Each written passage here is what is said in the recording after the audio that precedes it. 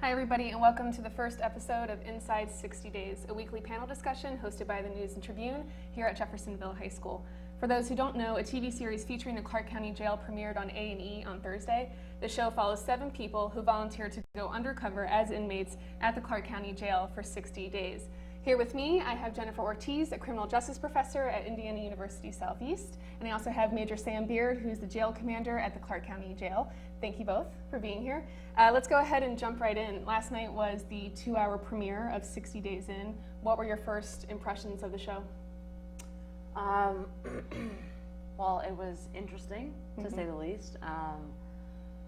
My first impression is I think it's going to be interesting to see how the people evolve throughout the show. I think I think the production company did a good job at trying to present it so that the audience really understood and that it seemed realistic.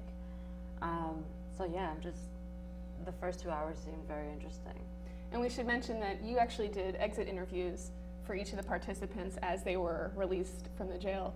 So what was it like, because we really met these people last night, what was it like for you to see them at the beginning of this journey compared to when you talked to them at the end? Well, I don't want to give too much away about how much they changed, but I think even just in the first 2 episodes, you see their characters change from when they're being trained to go into jail and from when they actually enter jail, and their personalities change, their demeanors change, and I mean, I think jail changes anyone. So I think it's going to be, I think the audience will find it very interesting to see how different they are in 60 days and what they say once they're out. And Major Beard, give us a sense of what you do as jail commander on a daily basis. I'm in charge of all jail operations, from the staff to overseeing the laundry, the kitchen, inmate programs, make sure policy and procedure gets carried out, make sure the officers are doing their job, make sure the inmates are behaving. That's my general duties there. And you've been working in corrections for over 30 years. You've been at the Clark County Jail for some time, so I'm sure you've seen a lot. But in watching the show, are there things that you can see that you normally wouldn't be able to see?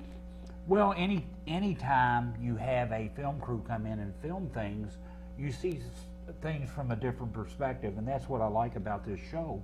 You know, you think things really during the day, I can only take snapshots, but this film crew actually lived in these sections, and I can already see some things playing out that I wasn't truly aware of in the jail, like the difference between 3C pod and 3D pod. When you say difference, what do you mean? The culture, or? Let me explain myself. 3C is a convict pod. 3D is an inmate pod. Do you know the difference? No. Okay, inmates behave a certain way because they do the majority of their time in a county jail. They're sort of in this group atmosphere. 3C, the convict pod, does things by a penitentiary perspective. They're cleaning. If you notice, the cell boss greets everybody at the door. He's the welcoming person, and all the activity runs through him. He has a penitentiary mindset. They keep it clean, they keep it quiet, because he's got a hustle and they got a hustle going on. And if you make a lot of noise and keep things dirty, that has the staff in there more often. That's a penitentiary mindset. Jennifer, obviously this is your area of interest and area of research. And watching the show, for you, is this kind of a way to study what you're already studying, and can you learn something from the show, you think? Well, what's interesting is all of my research centered on interviewing men who had served long periods of time, right, who had served prison sentences. And they always told me, jail is worse. I would rather be in a prison than to be in a jail. And I thought, well, that's insane, because in jail you're going home soon, so why wouldn't you rather be in a jail? And it goes to that idea that in jail they are inmates, and in prison they are convicts, and they have a convict code, and they agree to, there is violence, but violence in a prison facility is controlled by the inmates. If you want to fight someone over something, you have to ask someone permission before you do it, because they don't want correctional officers inside of that inside of their wing or unit or cell block. So I like to call it controlled chaos, right? It's still chaos, but it's controlled, it is regulated, it's not random. Whereas in jail, you have a lot of younger individuals, first-time offenders who don't know how to follow the inmate or convict code, and they end up causing more trouble. So to me, it's the ability to see the inside of a jail, because I have a lot of the prison perspective from men who have served long periods of time and not actually seeing what's happening in jail and why they consider jail to be so bad. Yeah. Let's talk a little bit about some of these participants. You have Tammy, a police officer who's been a police officer for over 20 years. Zach, who's a Marine veteran and wants to become a DEA agent. You have Barbara, a stay-at-home mom. You have Miriam Ali, who's a social worker, also the daughter of Muhammad Ali. What did you think about these participants, and do you think they know what they're going into, and do you think they have what it takes to last 60 days in jail? Well, I think just seeing what some of them said in the first 2 episodes, I think some of them represent what a lot of people think. You know, jail is not that bad. If it wasn't that bad, people wouldn't go back. And I think there's a difference between reality and people's perceptions of what happens in a facility.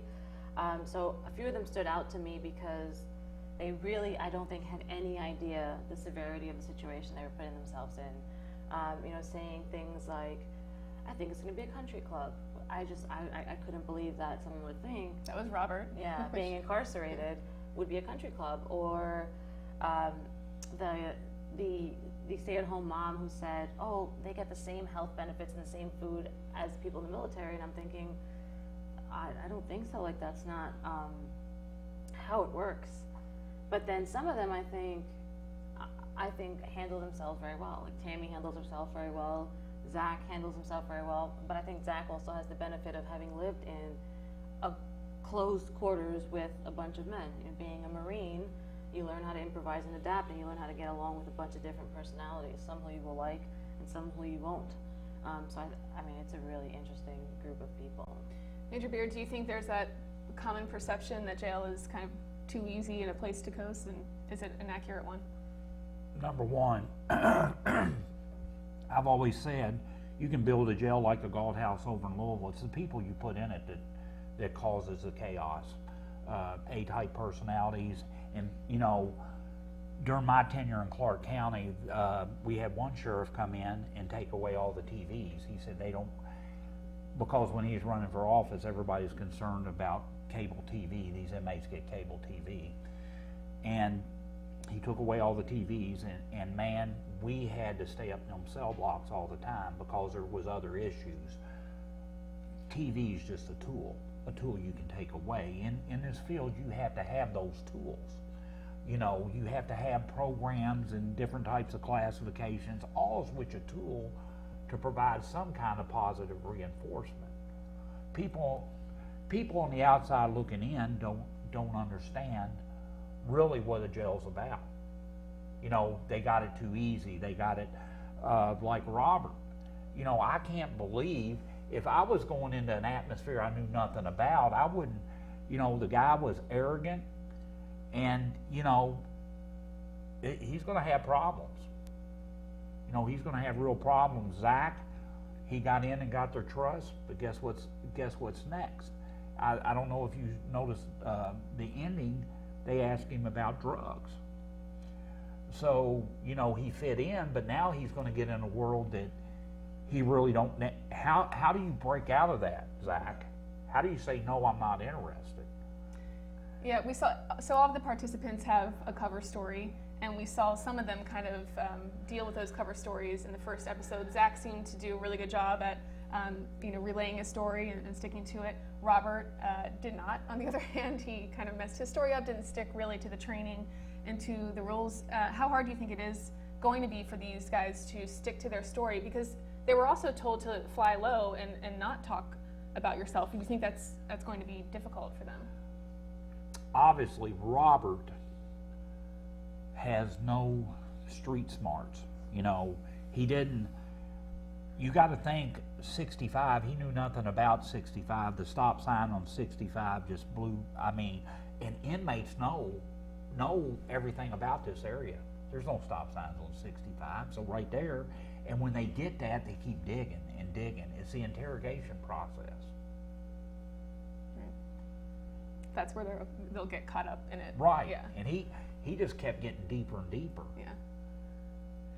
I wanted to go back a little bit. You mentioned before first-time offenders and the difference between them and the convicts and prison and jail environment. Do you think these undercover volunteers, their experience is or will be similar to a first-time offender, and that they're going through some of the same things that a first-time offender would go through? I think they will. I mean, psychologically, I think definitely. I mean, the experience of being taken out of society and basically being locked into one facility for any given amount of time is going to have a psychological effect, especially on a first timer. All the men I've spoken to have told me that, you know, the first night is the hardest. It's the realization that you can't leave, that you can't escape.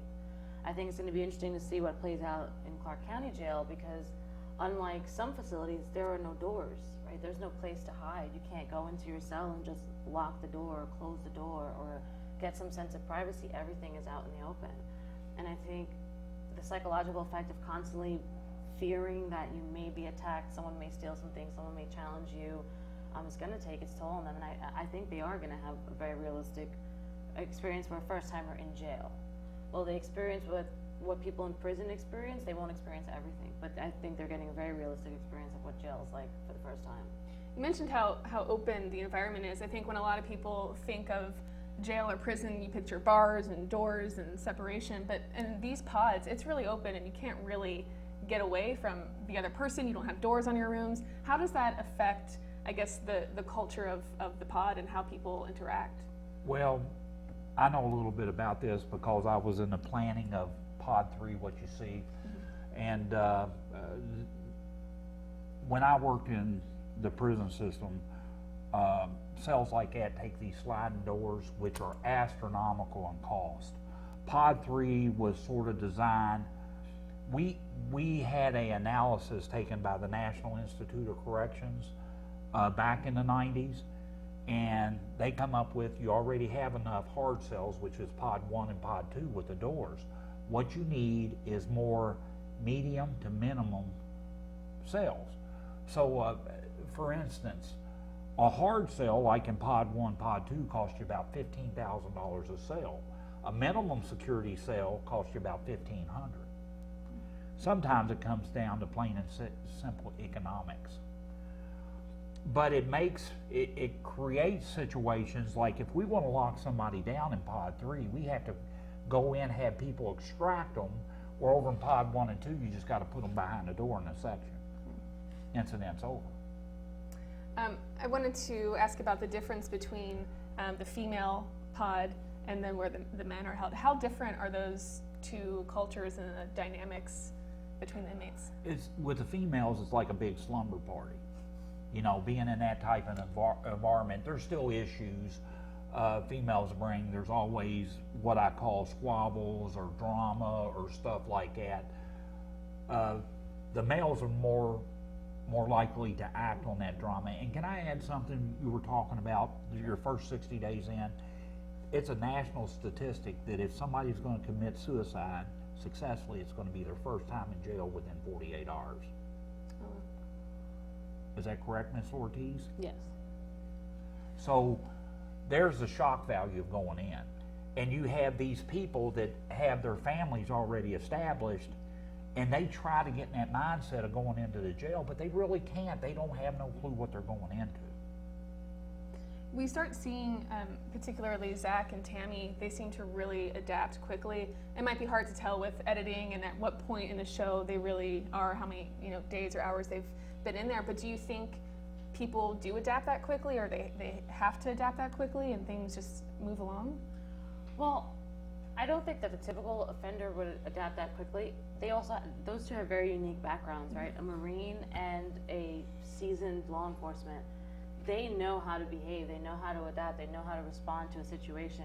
If you see just their body language, right? So Zach, the minute he enters classification, he sits with his back to a wall and he squats and he's watching everyone, right? He's really paying attention to his environment. He realizes that he has to appear tough but not too tough, right? He is, I think he does a really good job, but it's because he's a Marine, right? He knows how to adapt to any given situation. Tammy is law enforcement. What I found the minute I saw her go into bookings is that I think she took on the persona of someone she would arrest. Right? She put on that same anti-authority, image. She was tough. I mean, so I think that for them it's really unique. I think when we look at other people like the stay-at-home mom, and I can't remember her name, Barbara, we will see what more first-time offenders feel in that first moment, because the first thing she does is just go into the cell or into the pod and just put her head down and start crying. Yeah. Tammy, if you remember, before she got into law enforcement, she was in and out of group homes. Mm-hmm. So her life has not been sunshine and rainbows. That's like corrections officers in some of the fields I've been in. Me coming from a part of Louisville, I walked in and I was already aware of the gang by my upbringing. And then you get an officer from a rural area who's been raised sort of a protected life. It's a culture shock to them. They don't understand the slang. They don't understand what's going on. They don't understand the hustle. So just like with the inmates going in, your background has a lot to do with it. So do inmates, if they suspect that somebody is a military vet, does that target them? Does that give them a leg up? Does it garner respect? It garners respect. And most inmates in facilities respect men and women to fight for the country. What they don't respect is somebody who's been on the other side of the law. I've been in facilities where an ex-police officer come in prison for a crime he did, and you had to roll deep with him. You had to have 4 or 5 officers around him. So, and that's what hurt, who was the guy in 3D? I'm sorry, his name escapes me. Robert. Yeah. Did you hear? He walks with his right arm wide. Mm-hmm. You can tell he carries a gun. They're thinking this guy's a cop. Yeah. The worst possible thing that can happen to you. Yeah, let's talk more about Robert's demeanor when he enters that cell, and it really seems to rub people the wrong way. Why do you think it affected the inmates that way, and what did he do wrong? Because I think, with inmates, there's this idea that you should do your own time, right? You should walk in and not involve yourself in things that don't concern you, and have a level of respect for the other people around you. And I mean, he walks in and says some things that, even the average person would think, why would you say that? Like, do you guys get the NFL network? Because he truly believes that he's stepping foot inside of some sort of country club and not inside of a jail. And I think the inmates take it really as a sign of disrespect. Like, who is this guy to come in here? And the way he walks around, like he struts around like he owns the place. And if someone walked into your home and and opened your fridge and turned on your TV and just acted as though your home was theirs, you would be offended. And I think that's the way the inmates were taking his behavior. Well, you knew from the time Robert was in that training class with that gentleman, and you seen the sheriff and Captain Maples, they were sort of smiling from ear to ear. If I'd been that, I'd probably addressed him a little rougher. Wake up, son. You're going into a real live jail. The guy's attitude really sunk him from the get-go. And he didn't change it once he got inside that jail. He didn't realize, and he's an educator. I walk in the atmosphere, I walk in the cell block as jail commander, and it's serious to me. I don't walk in there, I'm in charge, you're going to do what I say. I walk in there and you have to show a decent amount of respect. We saw DeAndre, an inmate, try to kind of help Robert and show him the ropes, and that seems to have turned on DeAndre, and the other inmates are now angry with him, and it looks like he is getting assaulted right when the episode ends. Why were inmates reacting that way to DeAndre? Because they were reacting to DeAndre, who was befriending this guy that just had this terrible cocky attitude. You know, he was better than everybody else. And DeAndre, right off the bat, if you remember, sat down here and was giving them all the secrets of the cell block. And you notice a couple guys in the cell, what is he doing? Because you're letting this first-time guy come in and you're telling him all the information. They're thinking this guy's going to run and tell on somebody.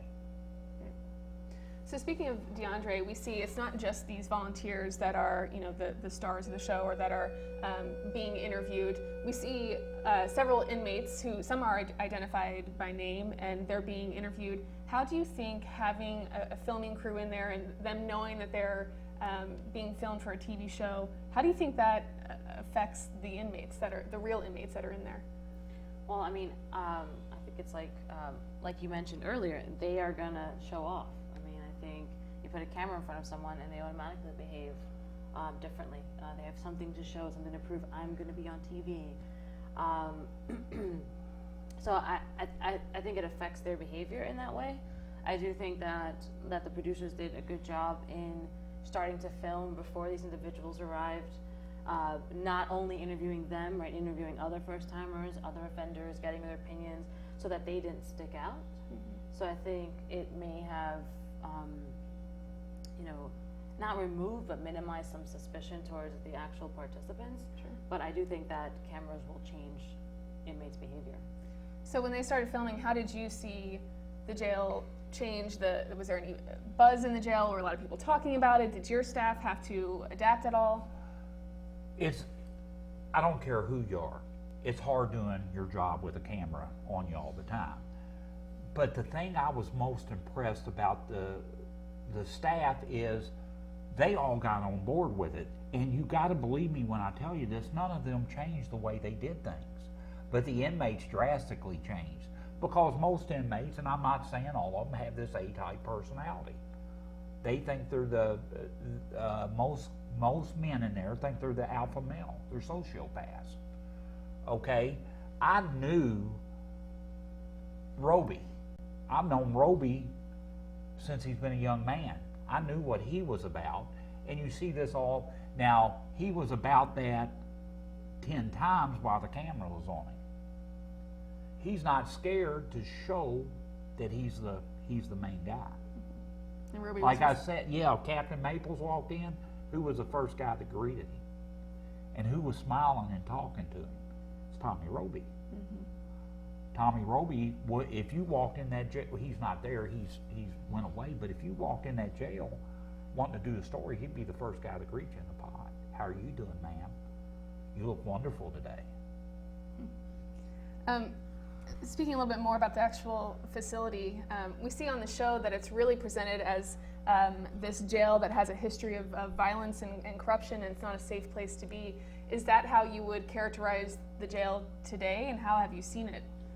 Can I tell you? And when I get back there might be something going on. But since the film crews left, we've had no problems. You know, one of the things that concern me, and people will vouch for me. The first murder I seen in prison was a big guy getting thrown over the top rail. He was leaning on the top rail, and a little guy come by and grabbed his ankles and threw him over the rail. His head broke the fall, and I watched a paramedic drill a hole in the base of his skull to release the cerebral fluid. And I was 22 years old when that happened, and I thought to myself, if I'm ever in charge of one of these places, there'll be no loitering on the top rail. But when the camera crew was there, of course the inmates were all up on the rail looking what's going on. Those are just little things that we do. If you take care of the little things, the big things fall into place. If you make them keep their shirt on, if you keep them off the top rail, they're not worried about this hustle. They're worried about having their shirts on, not being on the top rail. That's, from my perspective, you take care of the little things, the big things fall into place. We are getting better and better every day there. You would not believe the horrific thing we took over January 2015. Horrific. And it was none of the staff's fault. The staff was scared to do their job because of the micromanaging.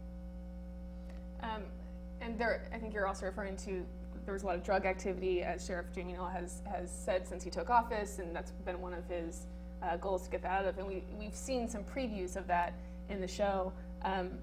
today? Is there a big difference now between what we see in the show or what we will see in the show? Well, a lot of things is perception. You know, I watched a 2-minute trailer in the training room, and I was furious because you see somebody snorting something. What they're snorting is Stonewalls. It's a nicotine pill. Mm-hmm. They crush it up and they snort it.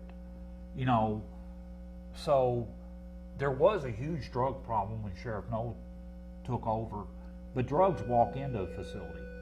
Mm-hmm. And sometimes when you have an influx that much of drugs, it's got to be the church bringing it in. You know, a thing of marijuana like this is not going to be under somebody's testicles or in the crack of their butt. It's going to walk in. And that was a big problem when Sheriff Knoll took over. And I also think, I mean, when it comes to drugs, you can eradicate a drug problem in a facility and people will find other ways to get high. Mm-hmm. Someone who is an addict will always find a way to get high. I mean, they were taking things that were otherwise legal and turning it into contraband. I mean, taking electric cigarettes and finding a way to smoke coffee or, you know, anything to get a buzz, because when you're addicted, you'll find a way. And I think even if you eradicate drugs, you're going to have that problem.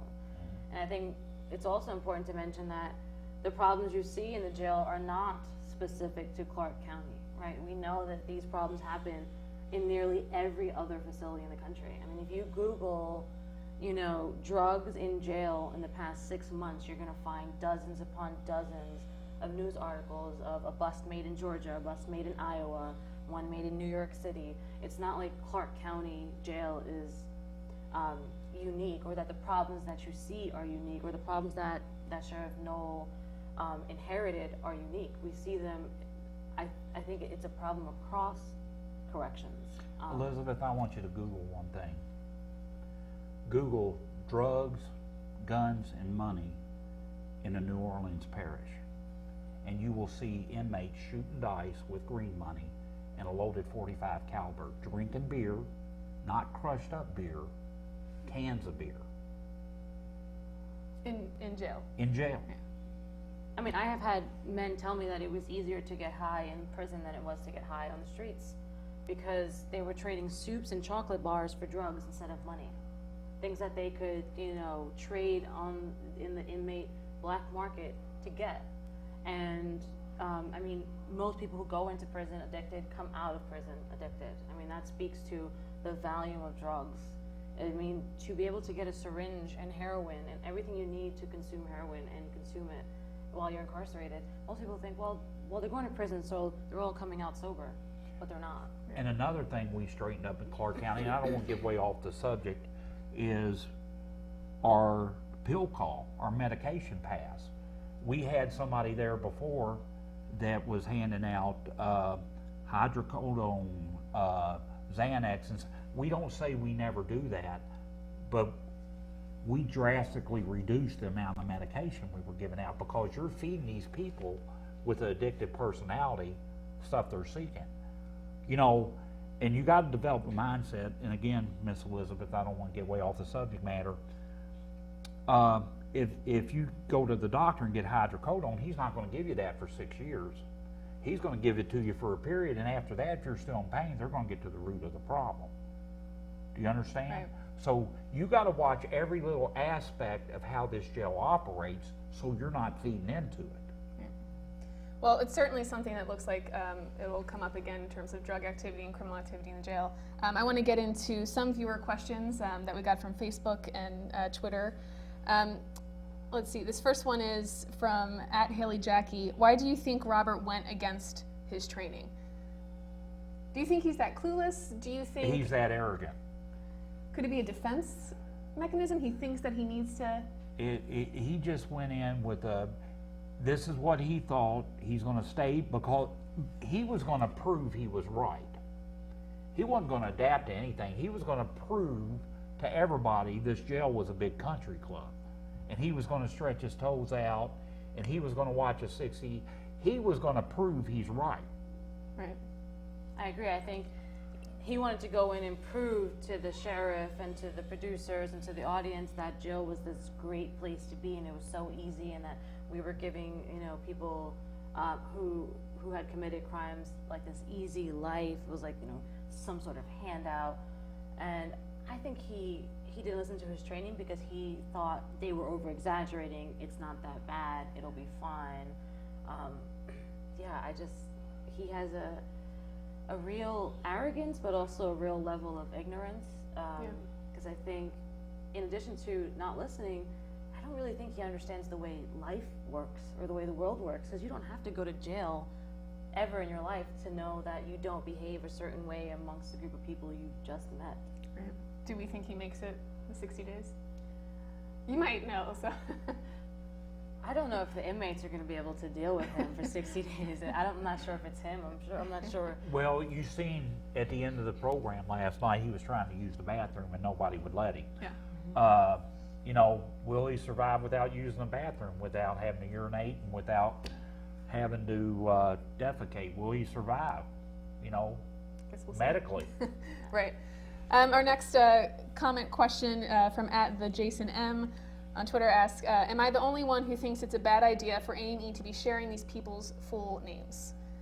Some of the full names of the participants we know, I think, in passing, and then some of the inmates we know by full name. Do you think that puts them at risk at all? Well, Sheriff Knoll put a block on A&E going into the jail. He had to block 30 other channels. They're going to fix that today. And we had and I'll share this, we had a disturbance in 3D last night because some of these people wanted their 15 minutes of fame to be seen. So they had A&E, or you all have A&E, but you're trying to get rid of that? Is that what you're saying? We got rid of it. You got rid of it, okay. And a lot of the staff asked me last night, I was there till 7:30 because we had to deal with 3D and we dealt with them.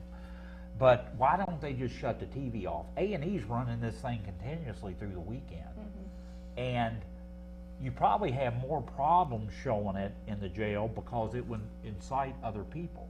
That's the mindset. Mm-hmm. So we blocked it. But did they actually get to watch some of it last night before it was blocked? No. No, okay. So I guess you're asking about the safety of the participants after their participation in the show, is that? Them, but also the inmates who will live in this community if they're, go in and out of jail or out of jail, hopefully. Does it put them at risk, or do you think it'll affect? Knowing their full names? Yeah. Well, I don't think knowing their full names is going to put them at risk because that's all public knowledge anyway, yes, right? public So information. Clark County Jail, you can look every day who is exiting or who is entering that facility. So I'm not sure that that people convicted of crimes have a right to privacy in any way. What it might affect is their credibility in their community. DeAndre took this guy in who was a total arrogant, when they thought he was a cop, he befriended him. Mm-hmm. Now DeAndre's got to go back in his community when he gets out, and he's got to explain that. And see, that's another thing. These, the community they live in. Going back to TV, something that was on Twitter and something I was curious about, did Robert get the NFL Network? No. No, okay. No. Just want to make sure and clear that up. Another question, do we know the time frame of the filming? I have a vague idea. I think it started around August or September or October. Do you know? It started, I believe, October 20th. Okay. And ran through probably the end of February, 1st of March. And what we didn't know when we first learned about the show is that there was a second season that was actually filming during that time. Yes. So after this season, A&E has a second season for later this year with another 8 participants. So that'll be interesting to see how things change. Another question, why would anyone give up their freedom to test out jail? Is that something, would you do it? Absolutely not. Yeah. I mean, I wouldn't give up, just simple things like being able to use the bathroom whenever you want, mm-hmm. and being able to take a shower whenever you want, and food.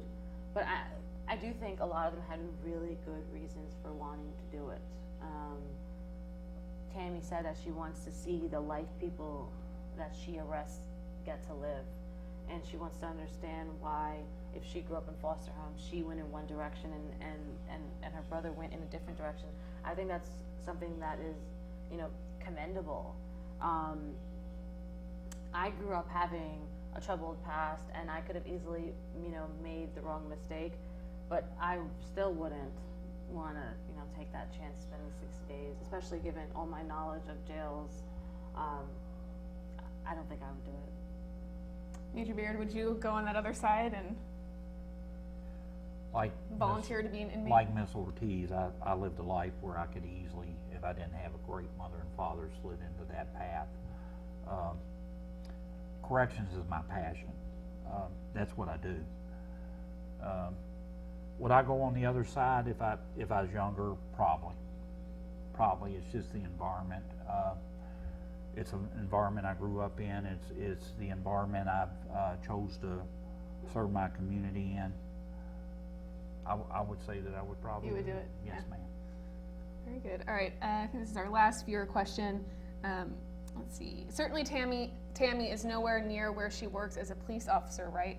What I think maybe a lot of people don't know is that these participants were from across the country. Mm-hmm. How important was that for them to not be from this area? Well, they would have been spotted. Mm-hmm.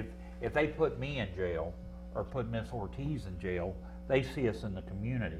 Now, wait a minute, that guy there, it'd be hard to do. It's like Sheriff Knoll when he first come in, wanted to put undercover police officers in from the state of Indiana, but you can't do that because, some of the people that I watched in the penitentiary in Kentucky, my first 6 months over Clark County, they'd end up in Clark County. It's a very close-knit community, 2 or 3 states away. I could go to Michigan and run into somebody. Do you see what I'm saying? Right. So it has to be quite a ways away. Right. All right, so lastly, what are you all looking forward to as the season unfolds? What do you want to see or learn more about? I mean, what I really want from the show is more what it will do for the public and less what it will do for me. I'm hoping that people who have, misconceptions about what it is to be in jail, what it is to be incarcerated, what jails are even like, will learn something from watching this. We'll learn, realistically what life is like on the inside, but also if it deters anyone, I would be really happy. If it deters one single person from committing one act that would land them in jail, I would be the happiest person. Major Beer, what are you looking forward to most? For the people that work in a correctional facility to get some respect, it's a real job. It's not through my life, the perception has been, oh, you guys just go in there and thump heads. Man, that's not it at all. What the officers go through on a daily basis. Just for somebody to walk up in Kroger here in Jeff and shake their hand and say, thank you for what you do. Yeah, to that point, there is this great book called New Jack, Guarding Sing Sing. And the author was a correctional officer, and he wrote, and I'm paraphrasing here, that people always talk about the effect incarceration has on the inmates. They never talk about the effect incarceration has on the correctional officer. It does affect you. I was married for 22 years, and of course this was in prison. I've seen people murdered, and my wife would notice that I had a different demeanor about me. What happened today? Man, you don't want to go relive that stuff. And these people that work inside these walls have to raise families. They have to pay bills. They have to function in society. Going through a bad day in jail is not the same as going through a bad day at the Ford Motor Plant. Right. It's not about how many cars you get out. Going through a bad day is jail. It's emotional. It can be disturbing. And I was reading an article the other day that police officers and corrections officers have more cases of PTSD than the military. Well, hopefully it's something that we see fold out or unfold in the season and get to see more from the corrections officers and what they go through. Thank you both for a good panel discussion, and thank you all for tuning in, and please check out newsandtribune.com for a recap of each episode every week, and make sure to check us out here in our video review next week. Thanks. Thank you.